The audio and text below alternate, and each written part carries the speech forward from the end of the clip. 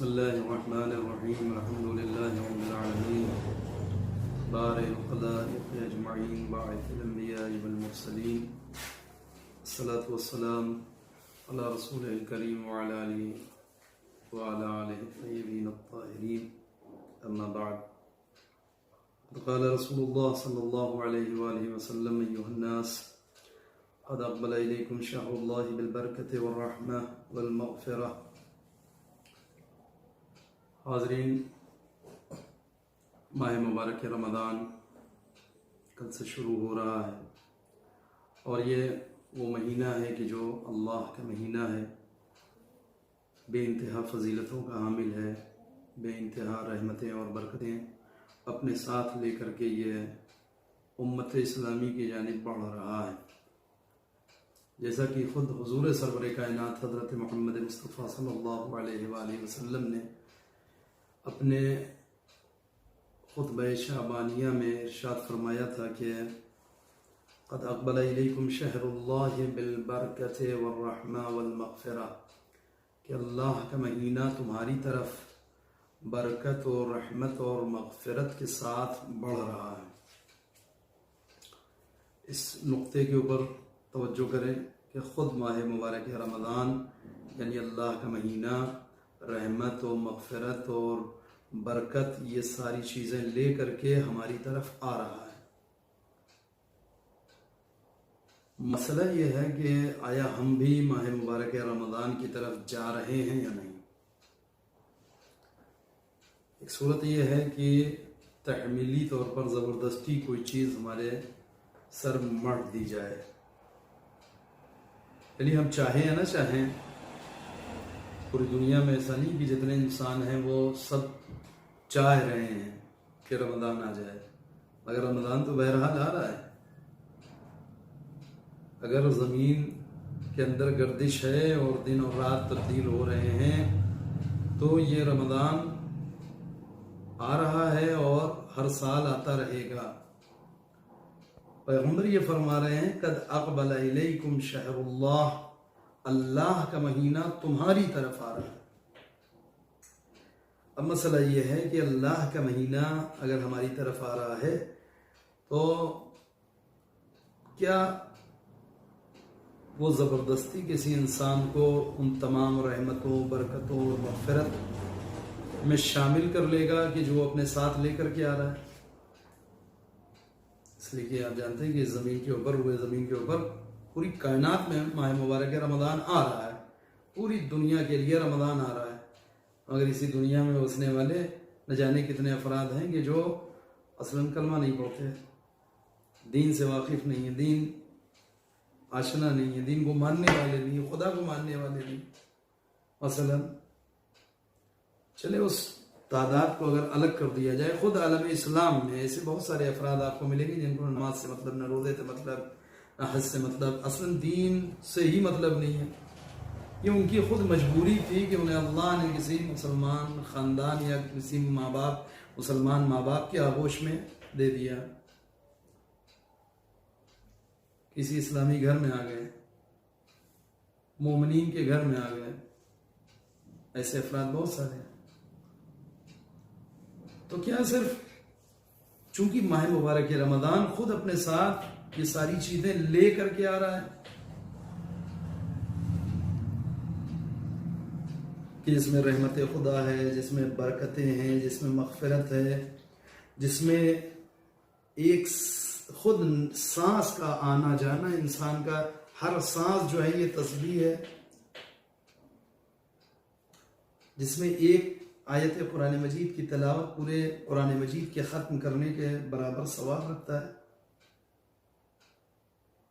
جس میں ایک درہم یا ایک کھجور صدقہ دینا ہے عام دنوں میں 70,000 درہم خرچ کرنے کے سے بہتر ہے، جس کی ایک شب میں عبادت کرنا جسے شب قدر کہتے ہیں وہ 1000 مہینوں سے افضل ہے.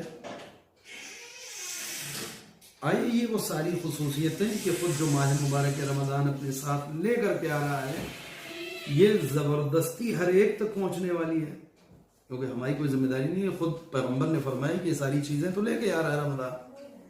اب بالکل ایسے ہی کہ جیسے کوئی ہمارے گھر آ رہا ہو اور آنے والا اپنے ساتھ کیا کیا لے کے آ رہا ہے ہمیں معلوم. مثلا کوئی ہمارا عزیز ہے جو سعودی میں رہتا ہے, دبئی میں رہتا ہے, لندن میں, امریکہ میں کہیں رہتا ہے, اور آنے سے پہلے بتا دیا گیا ہو کہ فلاں صاحب جو تشریف لا رہے ہیں وہ اپنے ساتھ یہ لا رہے ہیں, یہ لا رہے ہیں, یہ لا رہے ہیں, یہ لا رہے ہیں.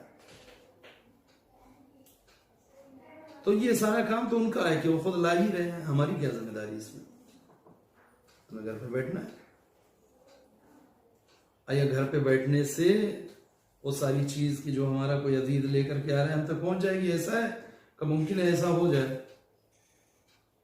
ہم نالائق ہوں, اس کے باوجود ہمارے حصے میں وہ تحفے, وہ سوغات کہ جو آنے والا اپنے ساتھ لے کر کے آ رہا ہے وہ ہمیں دے دے, رحم کھا کے, ترس کھا کے. آیا ماہ مبارک رمضان بھی ایسے ہی ہے؟ جی نہیں. اگر اس مثال کے اوپر تھوڑا سا غور کریں تو ممکن ہے کہ ہمیں کچھ, ہم گھر بیٹھے ہوئے ہیں کیونکہ آنے والا ہمیں معلوم ہے کہ وہ آ رہا ہے, ہمارے رکنے سے رکنے والا نہیں ہے, نہ ہم نے بلایا ہے, مگر وہ ایک ہمارا عزیز ہے, ہم سے کوئی نسبت ہے اس کی, وہ آ رہا ہے اور اپنے ساتھ بے انتہا تحفے اور تحائف لے کر کے آ رہا ہے. اب ظاہر ہے کہ ہم گھر بیٹھے ہوئے ہیں, ہم اپنے روم میں, اپنے کمرے کے اندر بیٹھے ہیں کہ جب ان کو آنا ہے وہ آ ہی جائیں گے. مگر کچھ لوگ گاڑی لے کر کے گئے ہیں استقبال کرنے ایئرپورٹ, وہ ایئرپورٹ سے اسے لے کر کے آ رہے ہیں, اسی گھر میں آ رہے ہیں جس میں بیٹھا ہوں, اس عزیز کو لے کر کے آ رہے ہیں کہ جو اپنے ساتھ بے انتہا نعمتیں اور تحفے اور تحائف اور آسانیاں اور آسائش کی بہت ساری چیزیں لے کر کے آ رہا ہے. مثلا لباس ہیں, مثلا اچھے تحفے ہیں, کھانے پینے کی چیزیں ہیں, میوے ہیں وغیرہ. اب کہتے آنے کے بعد جب وہ عزیز آ جائے ایک موقع آئے گا کہ وہ سب جو کچھ لے کر کے آئے ہیں وہ اپنی سوغات کو تقسیم کریں گے. پھر کہا سب کو برابر سے ملے گی؟ یقیناً نہیں. وہ انسان کی جس کی صحت پر اس آنے والے کے آنے کا کوئی اثر نہیں پڑا, اس کے اندر کوئی حرکت نہیں پیدا ہوئی, اس کے اندر کوئی تبدیلی پیدا نہیں ہوئی, اس کا کوئی جذبہ ظاہر نہیں ہوا آنے والے کے سلسلے میں, یہ ان سارے لوگوں کے برابر ہیں کہ جو بیچارے رات بھر سوئے نہیں آنے والے کے انتظار میں, یا جو لوگ ایئرپورٹ گئے ہیں لے کر کے آنے کے لیے, جو بار بار فون کر کے پوچھ رہے ہیں کہاں پہنچے. ایک طرف یہ لوگ ہیں اور ایک طرف مجھ جیسا انسان ہے کہ جو اپنے کمرے میں پڑا ہوا ہے کہ آنے والا آ رہا ہے, اسے آنا ہے, ہماری کوئی ذمہ داری نہیں ہے, بھائی کی ملاقات ہو ہی جائے گی. آیا میں اور وہ سارے افراد کہ جو صبح سے اٹھ کر کے بیدار ہیں کہ آنے والا ہمارا عزیز آ رہا ہے, مہمان آ رہا ہے, ہمارے لیے تحفے لا رہا ہے, خیریت بار بار پوچھ رہے ہیں, اسے لوگ ریسیو کرنے گاڑی لے کر کے گئے ہوئے ہیں, یہ لوگ ایک طرف, میں ایک طرف. آئیے یہ سب برابر ہیں تحفوں کی تقسیم میں؟ عقل کہتی ہے کہ یہ سب برابر ہونا چاہیے, نہیں ہونا چاہیے. اصل وہ انسان کی جو بے رخی انجام برتے ہیں اسے استحقاق نہیں کہ وہ کسی تحفے کے لیے سوال کرے. کہ ایک مہینے کے بعد جب وہ عزیز جانے لگے تو ہم سے پلٹ پوچھے, میں ہم نے تو بڑا شعرا سنا تھا کہ آپ آ رہے ہیں اپنے ساتھ, یہ لا رہے ہیں, یہ لا رہے ہیں, وہ لا رہے ہیں, مگر ایک مہینہ آپ رہے, میں نے تو کچھ نہیں دیکھا. کیا ہوگا اس کا جواب؟ دوسرے لوگ خود آگے بڑھیں گے کہ آپ خود نالائق تھے, یہ دیکھیے ہمیں یہ ملا, کوئی کہے گا ہمیں یہ ملا, کوئی کہے گا ہمیں یہ ملا, یہ تو لے کر کے آئے تھے, مگر آپ بھی سیدھے منہ ان کی طرف نہیں بڑھے. قد اقبل الیکم شہر اللہ, اللہ کا مہینہ تمہاری طرف آ رہا ہے. اس جملے کے مقابلے میں آیا ہماری بھی کوئی ذمہ داری ہے یا نہیں؟ کیا بالکل ذمہ داری ہے. اور اب ذمہ داری ہماری یہ ہے کہ جب اللہ کا مہینہ خود ہماری طرف آ رہا ہے, اللہ کا مہینہ, تو ہماری ذمہ داری یہ ہے کہ جیسے ہمیں معلوم ہو جائے کہ کوئی عزیز ہمارا آ رہا ہے تو ہم گھر میں دروازہ بند کر کے نہیں بیٹھتے, ہم اپنی بساط, اپنی طاقت, اپنی توانائی کے مطابق چند قدم سے لے کر کے چند کلومیٹر تک یا چند شہر تک, جہاں تک ہماری توانائی सादे इंसान आगे बढ़ करके इस्तकबाल करता है। असल कुछ लोग हैं कि एयरपोर्ट पे जाते हैं इस्तकबाल करने, कुछ रेलवे स्टेशन तक मसलन जाते हैं इस्तकबाल करने, कुछ अपने शहर के दरवाजे तक जाते हैं इस्तकबाल करने, कोई कम से कम अपना दरवाजा खोल करके खड़ा हो जाता है, ऐसा पता चला कि वो आ चुके हैं सड़क पर। ये सारे काम क्या है? ये इस्तकबाल का तरीका है। इससे उस जज्बे का इजहार होता है कि इंसान आने वाले का इस्तकबाल कर रहा है अपनी बाहों को फैला कर, और इस आने वाले की आमद से खुश है। तो जो करें आप, इस आने वाले की आमद से खुश है, ये खुशी का इजहार है। इससे पता चलता है कि आने वाले का इस्तकबाल जैसा शानदार इस्तकबाल होता है, वही शानदार इस्तकबाल इस बात की दलील बनता है कि आने वाले की अहमियत और उसकी हैसियत हमारी नज़र में क्या है। और कोई आने वाला आ गया और हमने बना के सिर्फ हाँ उसने सलाम किया, मैंने जवाब सलाम दे दिया, कोई इस्तकबाल नहीं, कम से कम अपनी जगह से उठे नहीं, कम 2-4 कदम आगे बढ़े नहीं, कोई इस्तकबाल नहीं, कोई गर्मजोशी नहीं।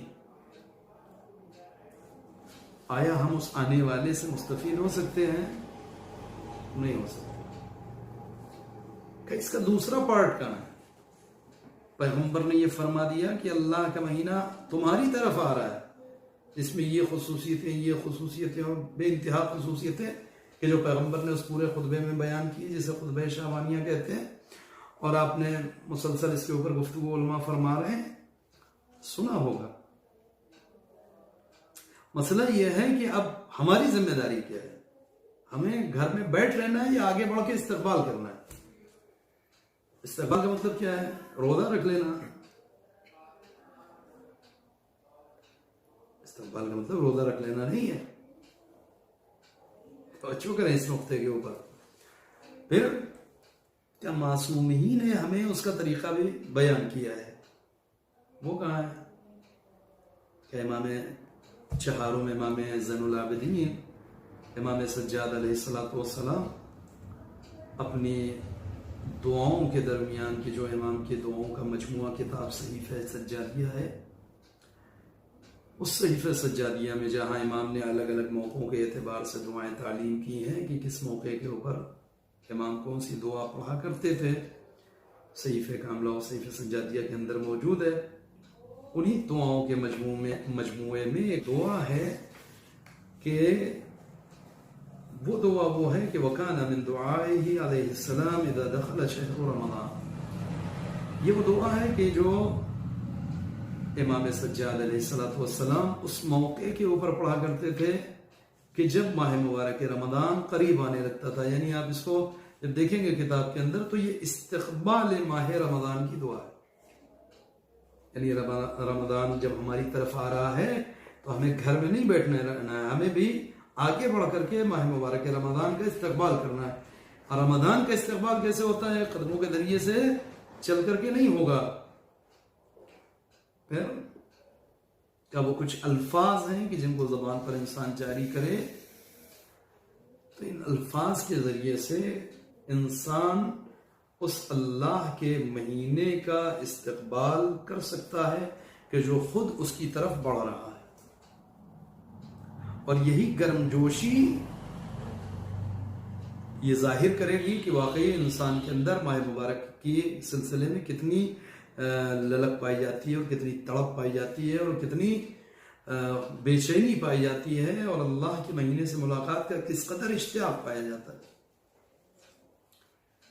ये दुआ 44 नंबर दुआ है सहीफ़े सज्जादिया में।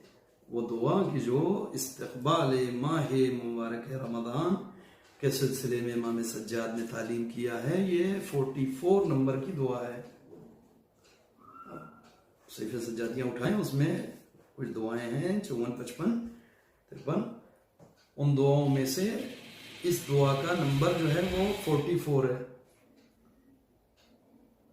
1.5 वर्ष की दुआ है करीब। इसमें इमाम ने वो तरीक़ा तालीम किया है कि एक बंदा माह मुबारक रमज़ान के आमद से पहले या कम से कम पहली माह मुबारक रमज़ान को, या आज जब हम ये गुफ्तगू कर रहे हैं यानी کل سے ماہ مبارک رمضان کی شروعات ہے، آج کی تاریخ میں یا آج کی شب میں چاند ہو جائے تو، یا کل جب پہلا ماہ مبارک رمضان کا پہلا روزہ ہو، پہلا دن ہو صبح کے وقت، یہ وہ اوقات ہیں ان میں کسی بھی وقت کے اوپر یہ دعا انسان پڑھ لے، اس سے یہ ظاہر ہو کہ صرف ماہ مبارک رمضان ہماری طرف نہیں آیا، ہم بھی رمضان کی طرف آگے بڑھے ہیں، اور جب آگے بڑھیں تو ظاہر ہے کہ ماہ مبارک اپنے ساتھ جو رحمتیں، جو نعمتیں، جو برکتیں، جو خصوصیات اور جو اجر و ثواب لے کر کے آیا ہے، ہم اس سے مستفید ہو سکیں گے انشاءاللہ۔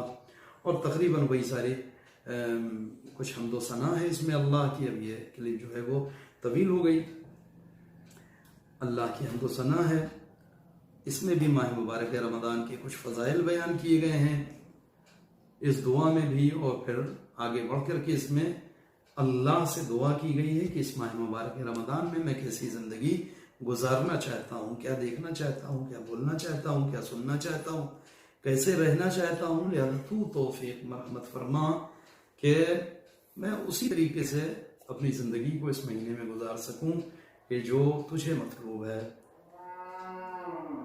کوشش کریں، اس دعا کو تلاش کیجئے، موبائل میں بھی ہے موجود، نیٹ کے اوپر بھی مل جائے گی، صحیفہ سجادیہ دعا نمبر 44، استقبال ماہ مبارک رمضان کے سلسلے میں۔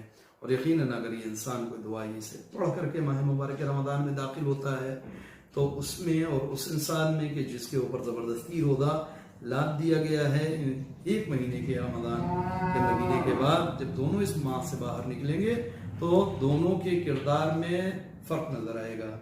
ایک وہ یقیناً ہوگا کہ جس نے زیادہ کسب کیا ہوگا فیوز و برکات کو اس مہینے سے، اور دوسرا بہرحال اس جگہ تک، اس بلندی تک نہیں پہنچ پائے گا۔ کیوں؟ اس لیے کہ معصوم کے الفاظ ہیں، امام سجاد کی تعلیم کردہ دعا ہے، اگر اس کے بغیر بھی انسان اس کمال اور اس معنوی بلندی تک پہنچ سکتا ہوتا تو امام بلا وجہ اس دعا کو تعلیم نہ کرتے۔ وآخر دعوانا الحمدللہ رب العالمین، والسلام علیکم ورحمۃ اللہ وبرکاتہ۔